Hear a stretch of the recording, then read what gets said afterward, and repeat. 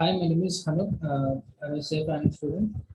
Today, I want to discuss on a topic called exemptions, under which today I will cover transportation of passengers. Transportation of passengers. Transportation of passengers cover the exemptions with respect to transportation of passengers, where comes under the entry numbers 15, 16, and 17. One second.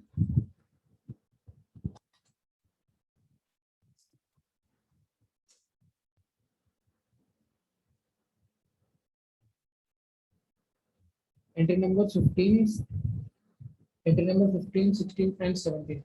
Right?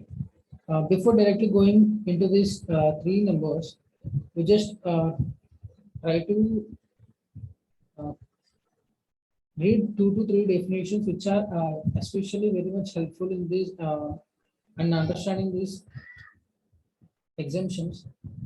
Okay, the first one is the stage carriage.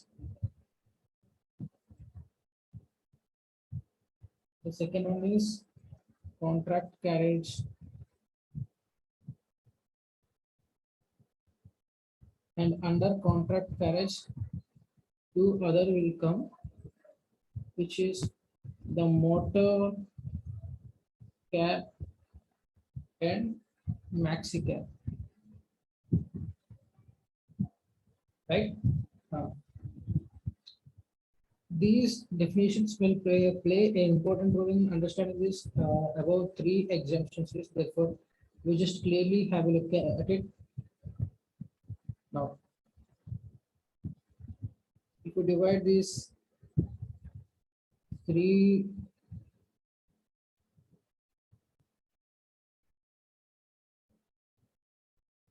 okay, ready. Now, stage carriage. The type of the vehicle covered in the stage carriage is motor vehicle, motor vehicle, motor vehicle, motor vehicle. All these are the motor vehicles itself. These are constructed, adopted. These are either constructed or adopted. Stage carriage is constructed or adopted to carry more than 6 persons, excluding driver. Whereas contract carriage is adopted or constructed to carry any number of persons, any number, whether be it 3 or 6 or 12 or 18. There is no restriction on this. Therefore, contract carriage can be anything, whether be it a bus, whether be it a car, which will carry 4 or 6 persons, which will be a maxi cab, which will be a mini size van, or it can be a bus also, right? Motor cab. Now, this contract carriage can includes motor cab as well as maxi cab also. I will clearly give an understanding about this thing, the coverage of whole contract carriage as well as motor cab and maxi cab at once itself. Before going to contract carriage, let's clearly understand the stage carriage. Stage carriage is a motor vehicle which is constructed or adapted to carry more than 6 persons, excluding the driver, wherein such stage carriage is for the journey from one point to another point. Stage carriage journey might be point to point basis, wherein in between many stages will be there, like many stops will be there, wherein the stage carriage will stop at each or at the specific stage to pick up the passengers or drop down the current passengers who are traveling with the stage carriage, right? Stage carriage, the another feature of the stage carriage is that it will charge the fees for individual person, not for all the persons who are traveling in the stage carriage at once, right? No fixed amount, no no bulky lump sum amount will be charged by the stage carriage, whereas single each person has to pay the amount individually. Fare should be collected by stage carriage individually. Okay. Now contract carriage. Contract contract carriage includes motor cab as well as maxi cab. So this is an inclusive definition. Just motor cab and maxi cab itself, the not a contract carriage. Contract carriage also covers maxi cab as well as motor cab. Other than maxi cab and motor cab also it will cover. However, the contract carriage definition has some specific important features. Just we will have a clear understanding about it. Contract carriage is a motor vehicle constructed and adapted to carry any number of persons, whether be it 3, whether be it 6, whether be it 12, whether be it 18, any number of persons. That's why it will cover motor cab. Motor cab is a cab which is a motor vehicle which is constructed and adapted to carry up to 6 persons, excluding driver. Excluding driver. Whereas maxi cab means motor vehicle constructed and adapted to carry more than 6 persons, right? From till here, motor cab and maxi cab definition has ended. Now let's continue with the contract carriage. Any number of persons. Journey might be a time specific or point to point or point to point. Let's have a clear understanding of it. Contract carriage means any person can enter into a contract with the contract carriage. Any person can enter into a contract with the contract carriage. Even the contract itself specifies how many number of persons are going to travel in the contract carriage.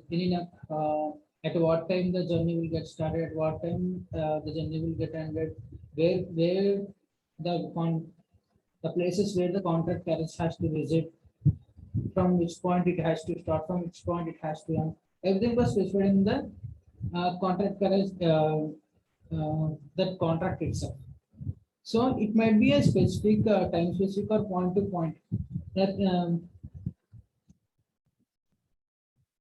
stage carriage is there is an option that stage carriage will stop at each stage of during the journey. There is no there is no such condition like it should stop in between the stages during the journey, right? And another feature of the contract carriage is that it will charge the fees at lump sum amount itself. A fixed sum or lump sum amount it will charge. It will not charge each person individually, right?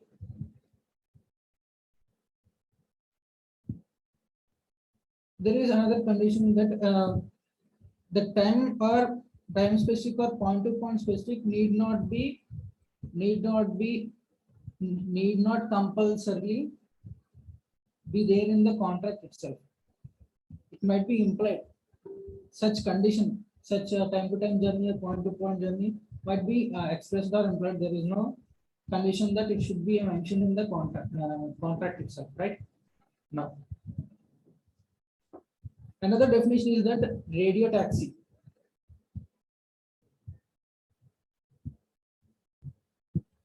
What is this radio taxi?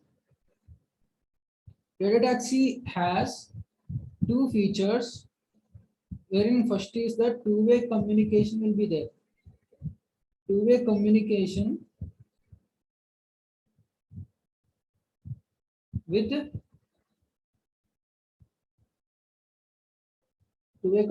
central processing office, central control office. And another condition is that which enable GPS or GPRS tracking system, right? This radio taxi includes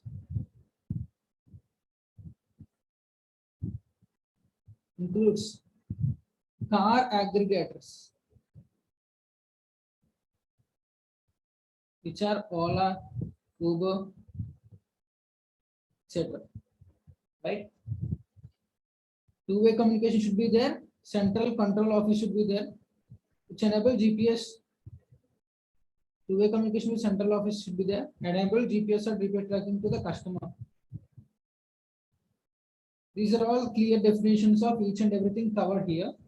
Now let's go to the exemption section. Yes.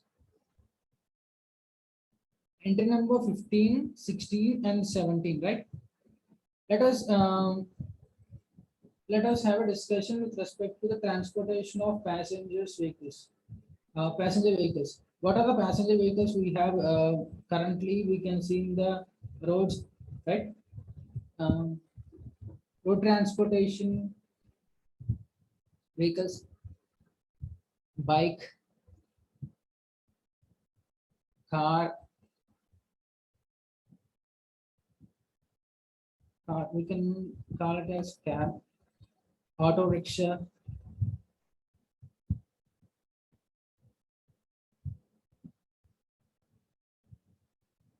e-rickshaw,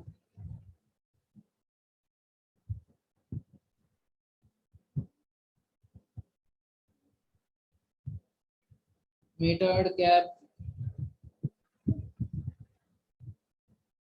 radio taxi,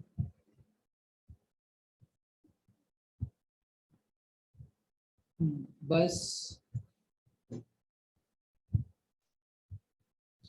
bike. There is no such thing like transportation through bike is now happening. We can leave this thing. Outside transportations can be happened through cab, auto rickshaws, e-rickshaws, and buses and other public transportation vehicles. Right now, yeah. If we clearly understand that, clearly have an idea about these things. If you travel through auto rickshaw, will it charge GST? Will it charge GST? Will the auto rickshaw wala will charge GST? No. We can clearly declare it as exempted service. E-rickshaw also he will not charge GST. Therefore, we can have an idea about it. Why it can be exempt. Bus also generally public transportation bus run through the state or central government uh, transport agency. No, it will not charge GST exempt. Other public transportation vehicles are not not liable with GST. Therefore, it can also be exempt. Metered cabs.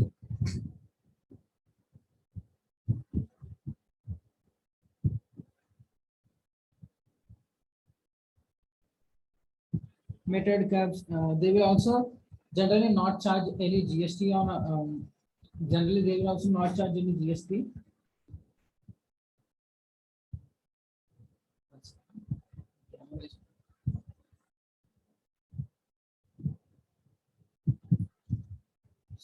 Not charge any GST. Metered cabs, which has a meter. If we travel from one point to another point, if we travel from one point to another point, they will charge some fare, to which they will not add any GST.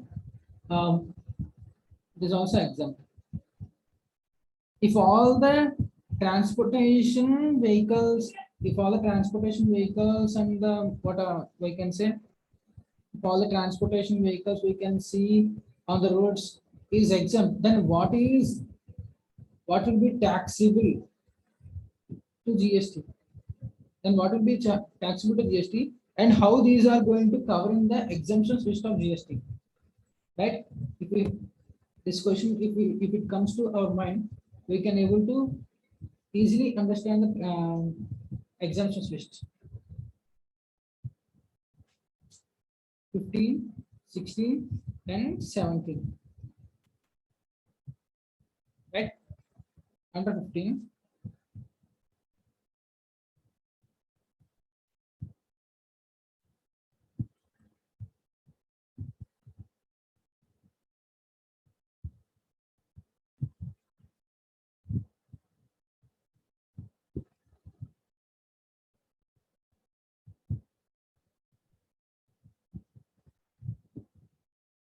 We can clearly say that all the transportation vehicles, if they are air conditioned,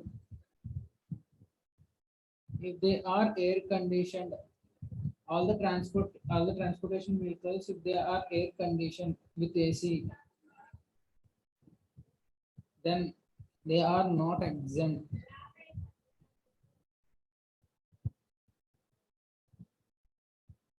Okay.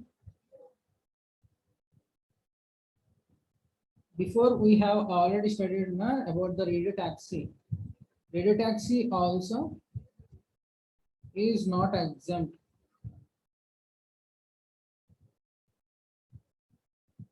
Radio taxi is a business run by a specific agency wherein it will hire the cars and drivers, and they will employ them as a drivers, and they will all the day along they will travel on the roads, and they will pick up passengers and drop and collect some amount, and they will return it to the agency itself. So it's a radio taxi business, we can easily say. Ola, Uber, and also comes under these things only. Therefore, this type of services is not exempt. However, these are taxable with lowest rate of GST, which is 5%.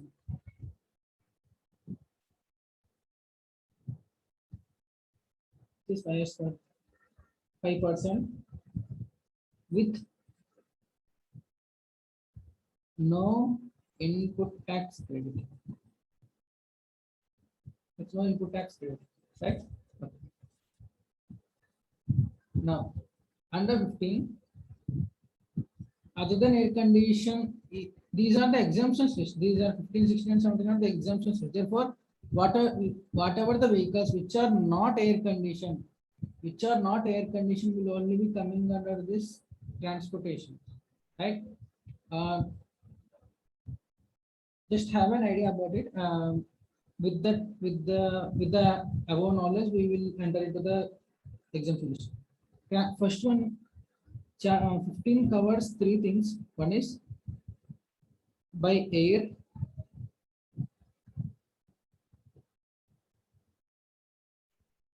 contract carriage, stage carriage, right? Generally, radio taxi also comes under the contract carriage only. Generally, radio taxi will also comes under the contract carriage only, by air. Now, transportation of passengers by air. Transportation of passengers by air with or without accompanied belongings, with or without luggage, with or without accompanied belongings, by transportation of passengers by air to northeast states of India. Northeast states of India. What are the northeast states of India? A square, M cube, NST,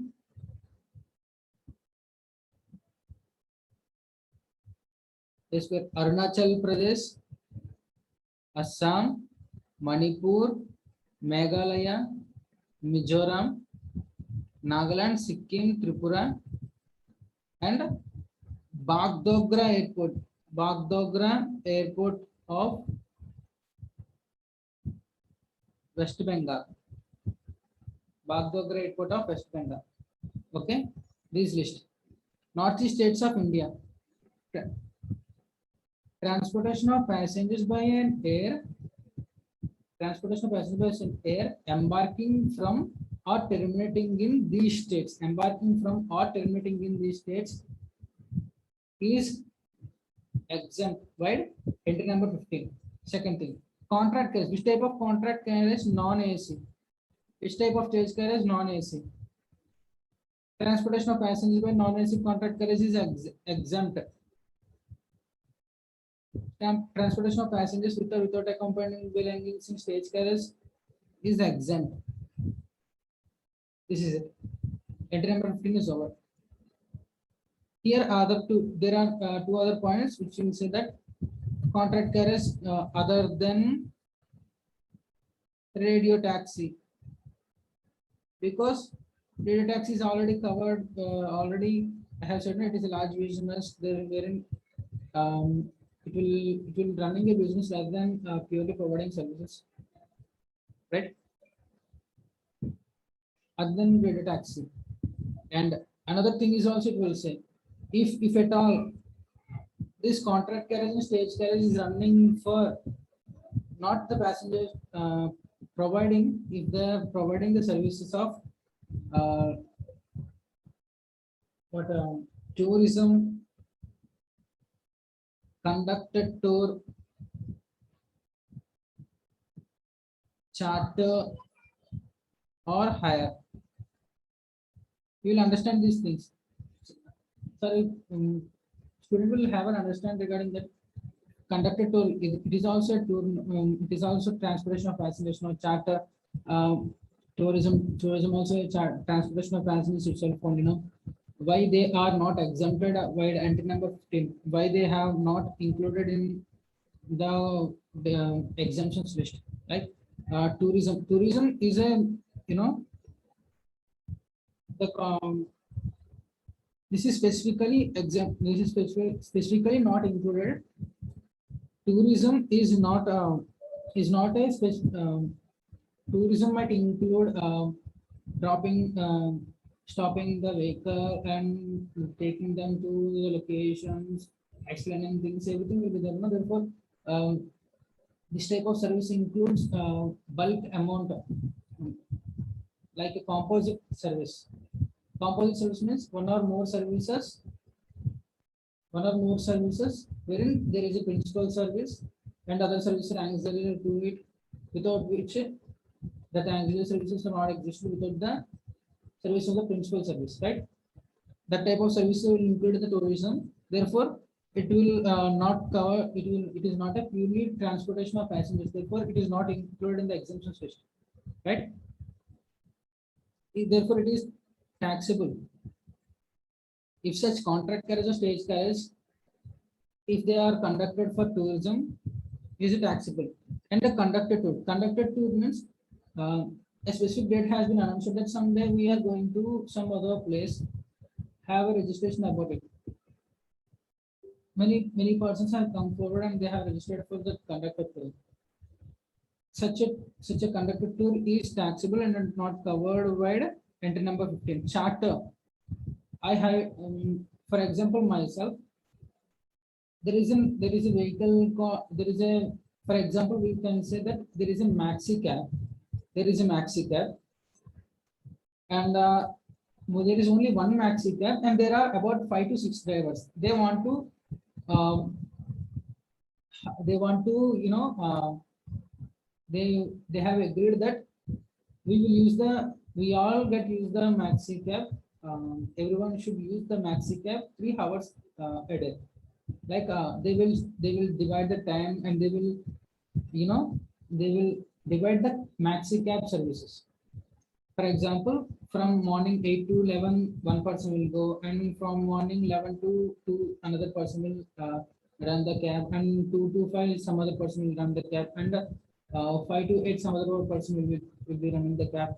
Like this type of things you can see in the practical world. If a motor vehicle was taken for charter, for example, which means I took the vehicle for charter, I will run the vehicle for 3 to 4 hours and return the car to the particular person. This is the charter. This type of service is taxable. And I hired the vehicle for day long. Today, you can see the vehicles which are written on back of it, taken on hire.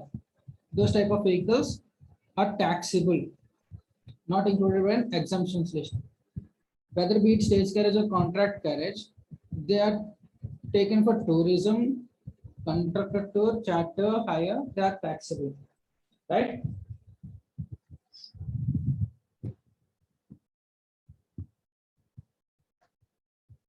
Now entry number 16.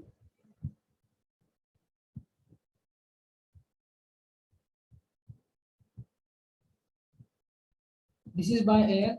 Entry number 15 is there is by. This is also by air itself. Transportation of passengers by air. Transportation of passengers by air provided to central government, only central government. Transport services provided to central government, services provided to central government by way of transportation of passengers, by way of transportation of passengers by air, with or without accompanying belongings, embarking from, there is a flight,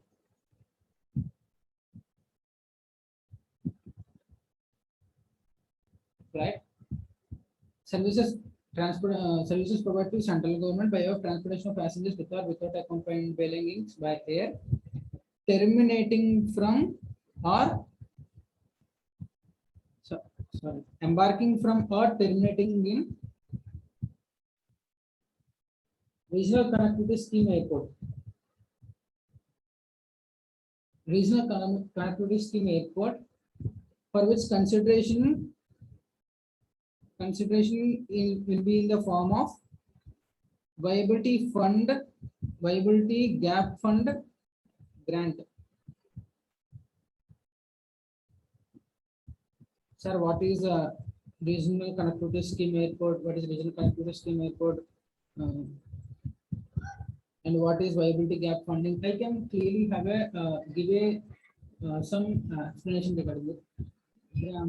In order to develop the infrastructure, in order to develop the business, generally the government airports, they are not running in profits, right? Therefore, what they are doing is that government is doing is that they are inviting bids for the such airports.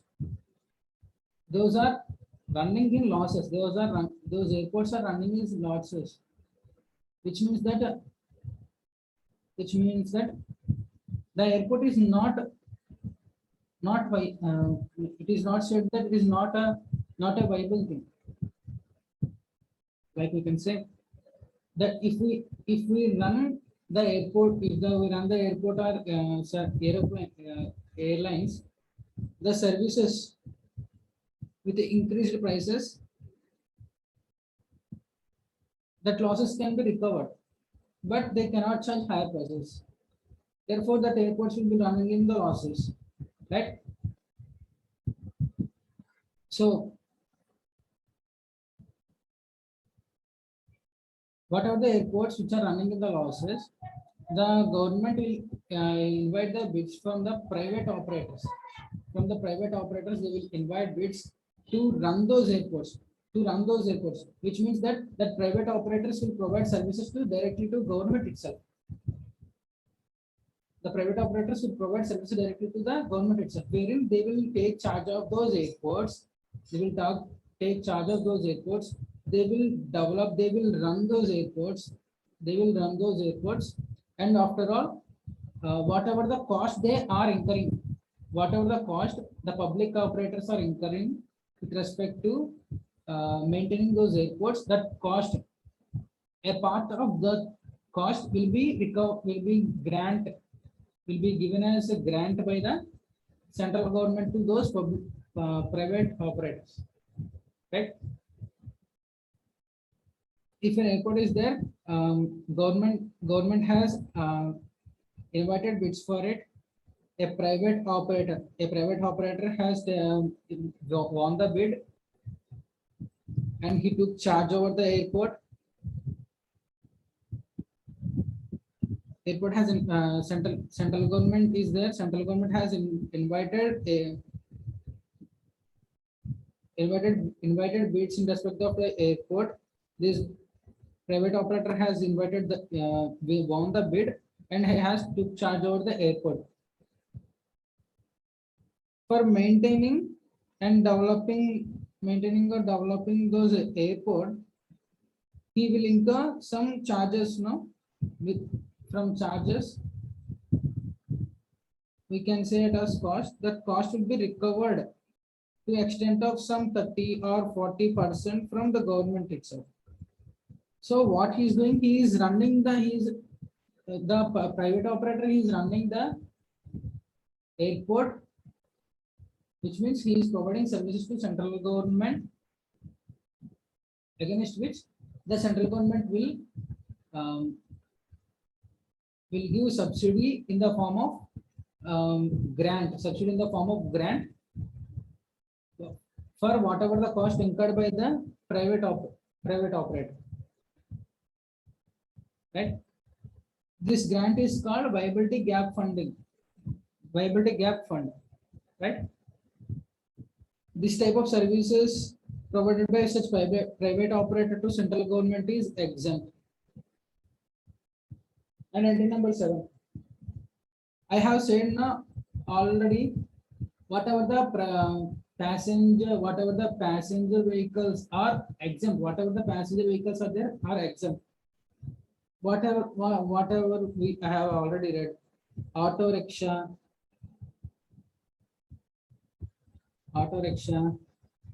e-rickshaw,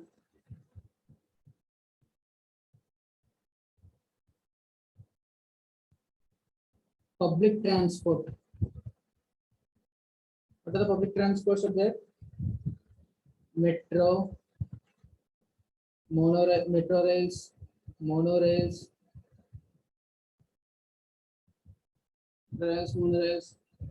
tramway,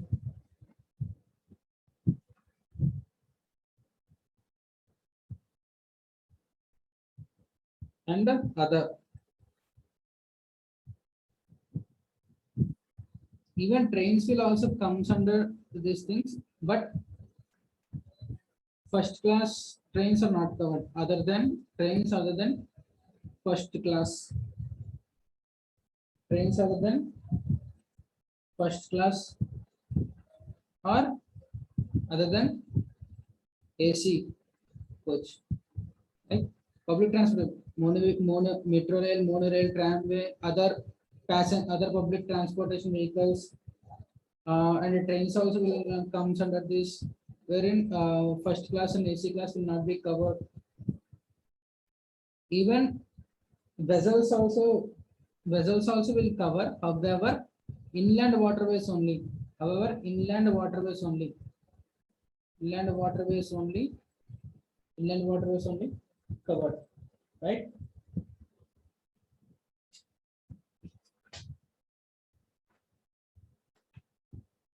Yeah, this is it. Thank you for patiently listening to the class. Give the review about the class in the comment section. Hope you enjoy the class. Hope you have the clarification of the transportation of passengers. If any doubt has arisen to you, please please write in the description box. I will clarify. Thank you so much. Thanks for watching the video.